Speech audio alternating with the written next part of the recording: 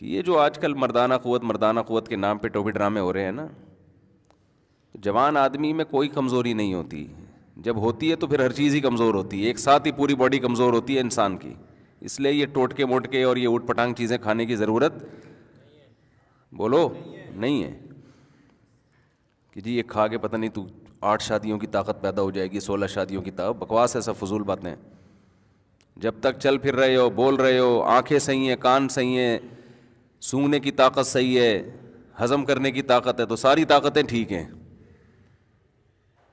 جب کمزور ہو گئے تو ایک ساتھ ہی ہو گئے سارے، سب کچھ، ساری کمزوریاں ایک ساتھ ہی پیدا ہوتی ہیں. تو جب تک باقی باڈی ٹھیک ہے تو باقی بھی ٹھیک ہے. الگ سے پتہ نہیں کیا کہ لے کے نسخے کھا رہے ہوتے ہیں، دوائیں کھا کے اپنے آپ کا بیڑا غرق کر رہے ہوتے ہیں. اس میں وہم زیادہ ہے لوگوں کو. اور اللہ نے ہر مسلمان میں 4 کی طاقت رکھی ہوئی ہے معذرت کے ساتھ. اس کے لیے کوئی بہت زیادہ ایکسٹرا کوئی صحت کی ضرورت نہیں ہے. مرد کو اللہ نے عورت سے زیادہ پاورفل بنایا اس معاملے میں. تو مرد ہی کیا ہے جس میں پاور عورت ہی کے برابر ہو. ایک عورت کے لیے ایک مرد کافی ہے، تو ایک مرد کے لیے بھی ایک عورت کافی ہے. تو دونوں میں کوئی فرق ہوا پھر؟ تو آدمی کس بات کا ہے بھائی تو؟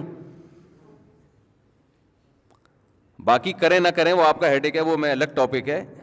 وہ تو میں پھر سوسائٹی کی جو ضرورت ہے، معاشرے کی ضرورت ہے، بیوہ طلاق یافتہ، وہ تو میں اس پہ بات کرتا رہتا ہوں. لیکن یہ جو آج کل ہے نا کہ کمزوری، یہ ایسے نہیں ہے ایسے جیسے لوگوں نے سمجھ لیا ہے. سب صحت مند ہی ہیں.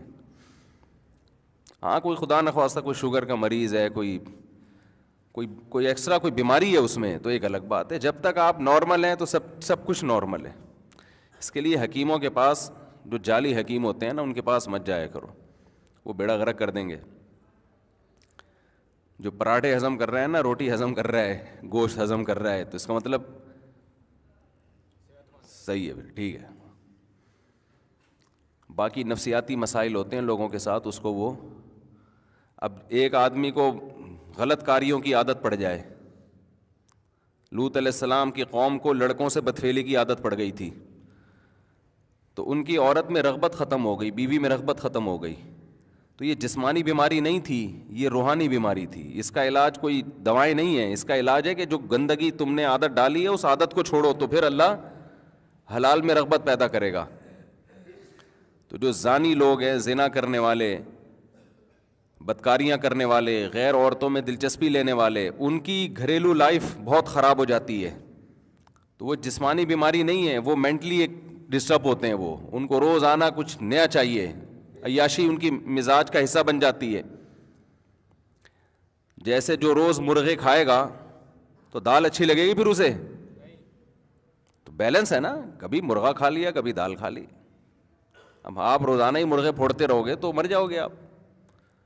تو حلال میں اللہ نے اعتدال رکھا ہے، حرام میں اعتدال نہیں ہوتا. جو حرام کی طرف جاتے ہیں نا، زنا کرتے ہیں، تو وہاں سے تو بور ہوتے ہیں، لیکن گھریلو لائف ان کی برباد. بے حیائی کا سب سے بڑا اثر یہ پڑتا ہے کہ اس کی اپنی جو بیوی بچوں کی زندگی ہے وہ تباہ و برباد ہوتی ہے. اور کتنے برے اثرات بچوں کو جب پتہ چلتا ہے ہمارا باپ ایسا ہے، بچوں کے دل میں باپ کی عظمت نہیں رہتی ہے. آپ کہتے ہیں نہ رہے عظمت تو کیا ہوگا بھائی، آگے آپ کا بڑھاپا بھی آ رہا ہے. ابھی اولاد کو آپ کی ضرورت ہے، کل آپ کو اولاد کی ضرورت ہے، اور بہت جلد ہے. بڑھاپا کوئی ٹائم نہیں لگتا، کراچی میں تو اور جلدی آتا ہے. جو غذائیں کھا رہے ہیں نا، یہ جو حدیث میں آتا ہے نا، جوانی کو بڑھاپے سے پہلے غنیمت سمجھو، تو یہ صحابہ کے بڑھاپے کی بات ہو رہی ہے. ہم لوگ کا جو ہے بہت جلدی آ جاتا ہے، ہمیں تو ابھی سے غنیمت سمجھنا شروع کر دینا چاہیے. دیکھو 63 سال کی عمر میں رسول اللہ صلی اللہ علیہ وسلم کے چند بال سفید تھے، چند بال. صحابہ کہتے ہیں گنے جا سکتے تھے. یہ صحتیں تھیں اس زمانے میں. آج 40 سال کے بعد آدھا سر سفید ہو جاتا ہے. ہوتا ہے کہ نہیں ہوتا؟ 40 سال کے بعد ہی یہاں درد وہاں درد. آج میں صبح اٹھاؤں تو میری گردن ادھر کو مڑ رہی تھی، ادھر مڑ نہیں رہی تھی، بڑی مشکل سے موڑی ہے میں نے.